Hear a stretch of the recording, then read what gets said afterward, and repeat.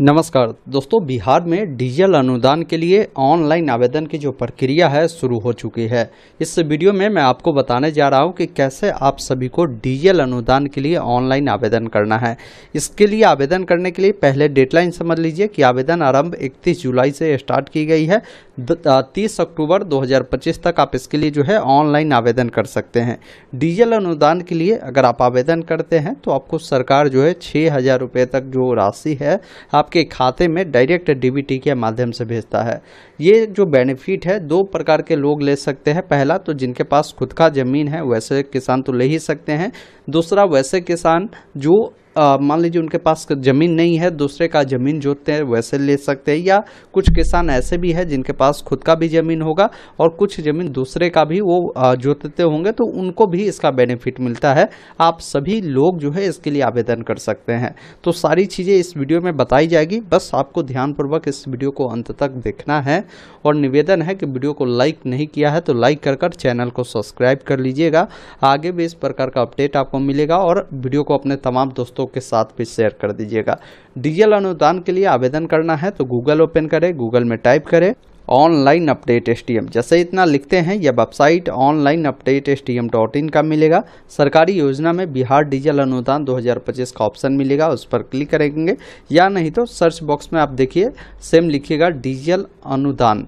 जैसे ही इतना लिखकर आप सर्च करेंगे ना, ये आर्टिकल अगर यहाँ ना मिले तो इतना लिखकर आप सर्च करिएगा तो ये आर्टिकल आपके सामने आ जाएगा, बिहार डीजल अनुदान। या तो आप इस पर क्लिक करेंगे या नीचे जो आर्टिकल मिलेगा जिस पर क्लिक करेंगे तो पूरी जानकारी बताई गई है, जिसमें आपको बेनिफिट क्या मिलते हैं उसके बारे में भी बताया गया है कि प्रति लीटर जो है 75 रुपये की दर से जो है आपको राशि मिलती है और 1 एकड़ के लिए आपको जो है 750 रुपये इसमें मिलते हैं। धान का जो बीज होता है और जो जूट होता है इसके लिए अधिकतम 2 सिंचाई के लिए आपको जो है 1500 रुपये प्रति एकड़ के हिसाब से आपको दिए जाते हैं। धान, मक्का, दलहन, तिलहन, सब्जी इन प्रकार के फसलों के लिए 3 बार आपको सिंचाई के लिए बेनिफिट मिलता है। तो प्रति हेक्टेयर 2250 रुपये आपको इसमें मिलते हैं। वही प्रति किसान को बताया गया है कि 8 एकड़ तक जो बेनिफिट है आपको मिलेगा, यानी 9600 से लेकर 14,500 तक जो आपको बेनिफिट है आपको मिलेगा। इसमें जिनके पास अपना ज़मीन है और दूसरे का ज़मीन जोतते हैं दोनों किसानों को बेनिफिट मिलेगा। लास्ट डेट ध्यान रखिएगा 30 अक्टूबर तक रखा गया है। बाकी एक बार सभी जानकारी यहाँ से देख लीजिएगा। डायरेक्ट ऑनलाइन अप्लाई का लिंक उपलब्ध करवाई गई है, आप इस पर क्लिक करेंगे। उसके बाद सबसे पहला चीज़ है कि आपको गाइडलाइन दिए गए हैं डीजल अनुदान के लिए। 7 पॉइंट है जिसको समझिए, जिसमें बताया गया है कि किसान आवेदन में अपना नाम, पिता या पति का नाम आधार में अंकित नाम के अनुसार ही डालें, मतलब आधार पर जैसा भी ये जानकारी है वैसा ही डालना है। 2 नंबर में बताया गया कि डीजल रसीद कंप्यूटराइज जो डिजिटल रसीद है उस पर आपका क्या है ना कि किसान पंजीकरण संख्या होना चाहिए, यानी डीजल का जो रसीद लगाते हैं ना उसमें आपका किसान रजिस्ट्रेशन नंबर जो है अंकित होना चाहिए। और रसीद पर किसान का जो हस्ताक्षर है या अंगूठा लगाते हैं तो अंगूठा का निशान देना होगा। बिना रसीद जो है ये मान्य नहीं होगा। रसीद आवेदन आरंभ की तिथि यानी 31 जुलाई 2025 से 30 अक्टूबर 2025 तक का ही मान्य होगा, पुराना नहीं चलने वाला है। इसके अलावा बताया गया कि डीजल अनुदान की राशि आवेदक के आधार से जुड़े जो बैंक खाता है ना उसमें भेजा जाता है। बाकी इसकी जानकारी यहाँ से देख सकते हैं।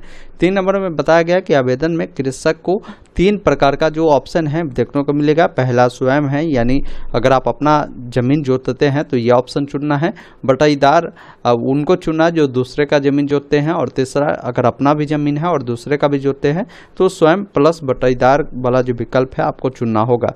इसमें बोला गया है कि स्वयं की स्थिति में क्या है ना कि किसान को अपना ज़मीन का खाता नंबर, खसरा नंबर और जो भी कुल सिंचित रकबा है ये आपको देना होगा और बगल के 2 किसानों का जो नाम है देना होगा और भूमि का जो रसीद है और डीजल की जो रसीद है ना उसको अपलोड करना होगा।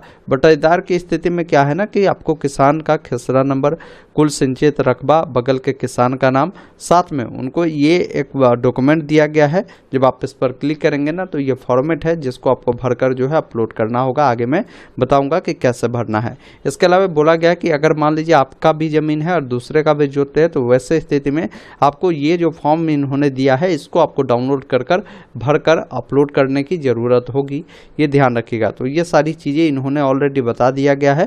बाकी आपको कितना राशि मिलेगा वो चीज़ें आप जब आवेदन करते हैं उसी समय दिखा देता है। अब यहाँ पर देखिए अनुदान का प्रकार में डीजल अनुदान चुनना है। अब यहाँ से ओके वाले विकल्प पर क्लिक कर यहाँ से क्लोज करेंगे। जो भी आपका किसान रजिस्ट्रेशन नंबर मिला होगा ना उसे यहाँ पर फिल कर सर्च वाले विकल्प पर क्लिक करना है।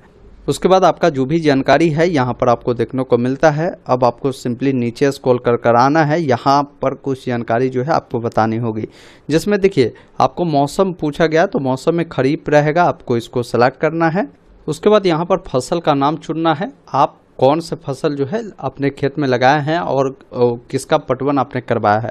हो सकता है धान का बिछड़ा जो बीज होता है उसके लिए, या जूट के लिए, या आपने धान रोपनी किया है उसके लिए अप्लाई कर रहा है, तो आप अपने अकॉर्डिंग फसल का नाम चुनें।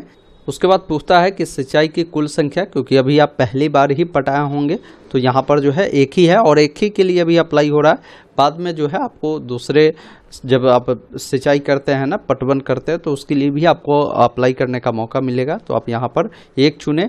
उसके बाद यहाँ पर बताना है कि आप किस प्रकार के किसान हैं, मतलब ज़मीन आप ही का है तो स्वयं होंगे, अगर दूसरे का ज़मीन जोतते हैं तो बटाईदार होंगे, अगर आपका भी ज़मीन है और दूसरे का भी जोतते हैं तो स्वयं प्लस बटाईदार को चुनें।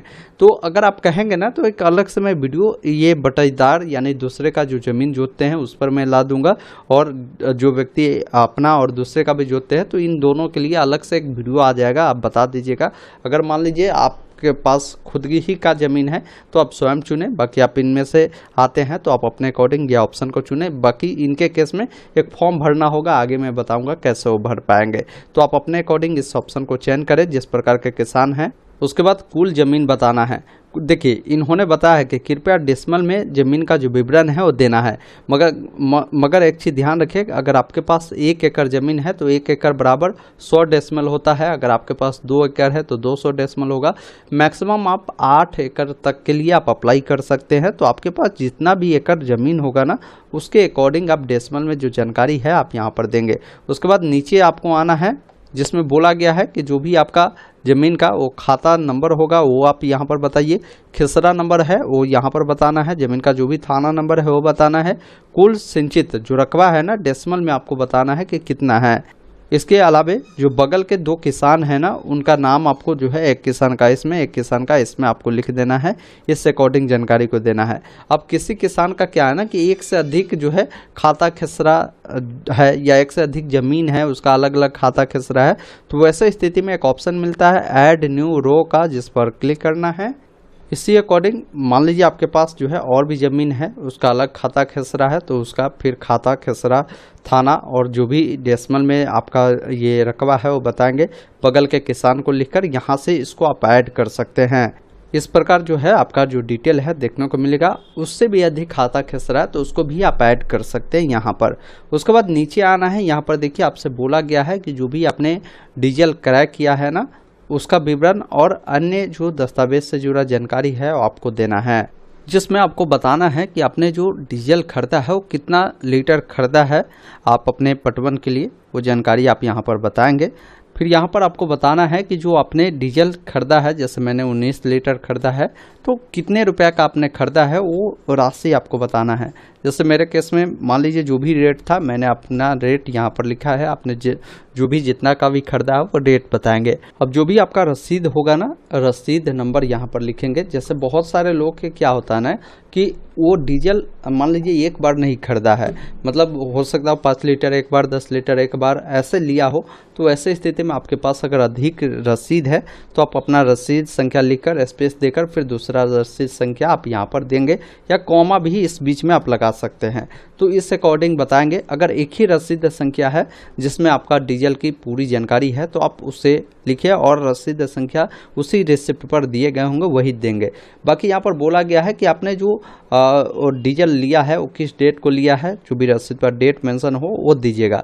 इसमें इन्होंने एक रेड में लिखा है कि डीजल रसीद जब भी आप लेते हैं ना तो उस पर अपना जो किसान पंजीकरण संख्या अंतिम का 10 अंक जरूर दे दिलवाइए।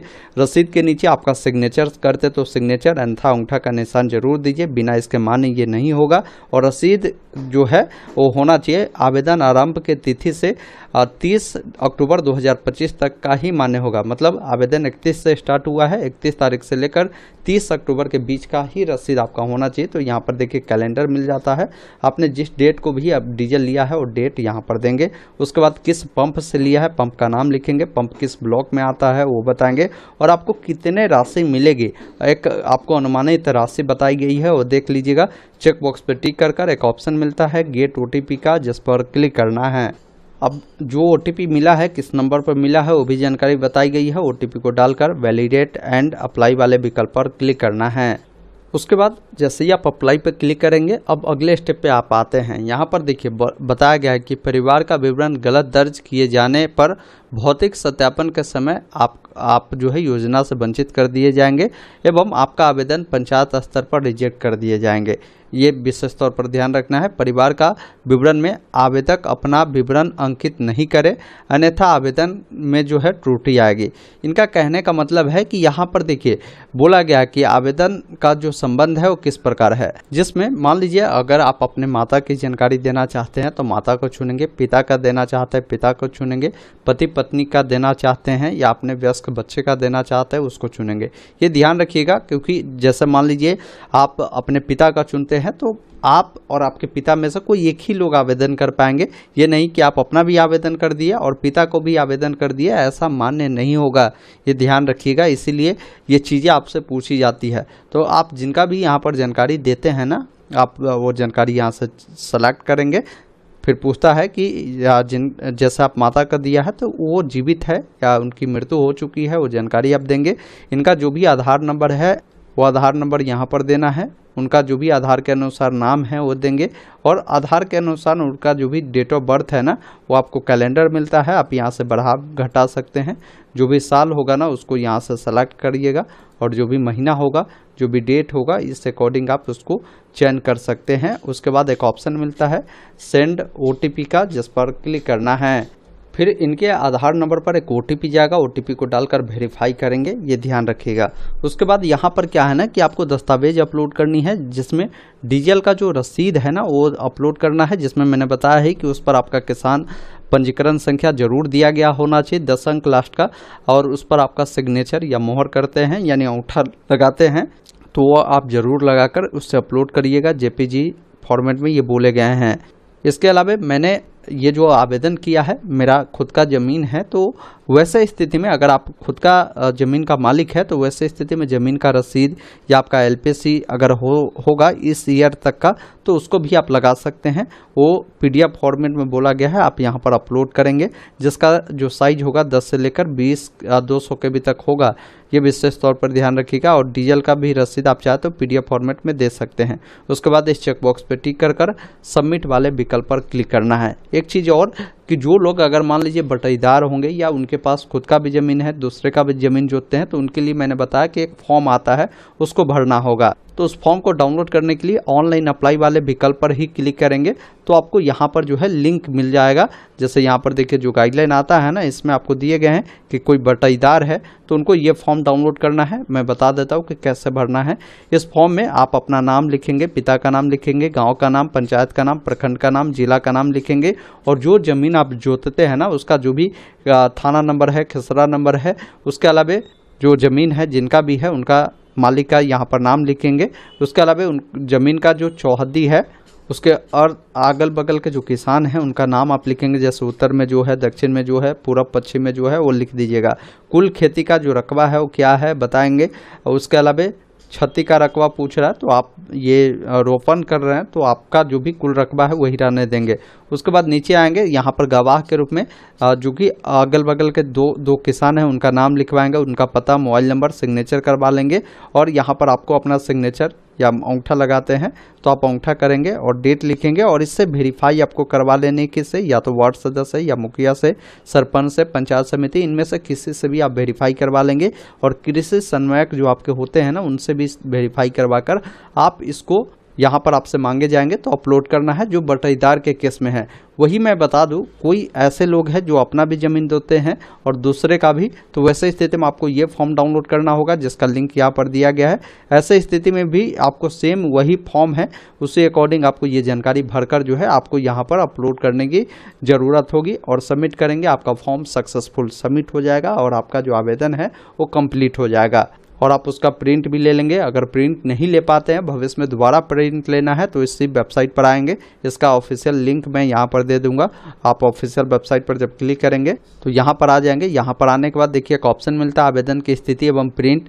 जहाँ पर देखिए एक ऑप्शन मिलता है डीएल जो सब्सिडी 25-26 प्रिंट, जिस पर क्लिक करना है। आपको अपना आवेदन संख्या डालकर 100 पे क्लिक करेंगे। यहाँ से भी इसका प्रिंट आउट आप ले सकते हैं।